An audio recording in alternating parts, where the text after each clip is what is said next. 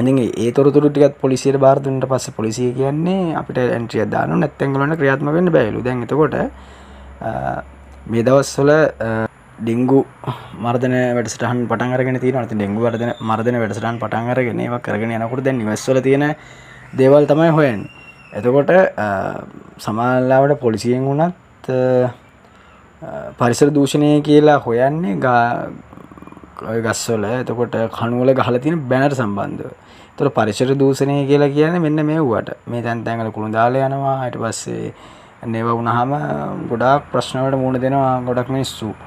ඉතින් ඒක නිසා පාරවල කුණු දාලා යනටත් මම මේ කියන්නේ පාරවල වල තමන්ගේ දරුවෝ නොගියා තමන්ගේ දරුවෝ ඩිපෙන්ඩර් වල හරි වෙන සපපාසු වහන වල ගියත් හරි ඒක වෙන්න පුළුවන්. අනිත් එක තමයි අනිත් දරුවෝ යන්නේ පාරේ බස් එකේ යන්න පාරට ඇවිල්ලා යන්නේ. ඉතින් ඒක නිසා දරුවෝ පාරවල් වල තැන් වලින් එහෙම යනවා හැසිරෙනවා. ඉතින් ඒක නිසා මේ කුණු දාලා යන අය පොඩ්ඩක් ඔලුවට ගන්න. මොකද මොන උගතා වුණත් කිච වෙනවා සාමාන්‍යයෙන් ඔය වගේ දේවල් කරනකොට. මොකද උගත් කියලා යාන වාහන තියෙනවා අපිට සල්ලි තියෙනවා කියන කතාව වැඩක් නැහැ. ඉතින් තමන්ගේ උගත්කම පේන්නේ තමන් කරන කාර්යයත් එක්ක.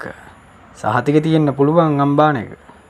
කෝස් කරලා තියෙන්න පුළුවන්, කැම්පස් ගිහිල්ලා තියෙන්න පුළුවන්.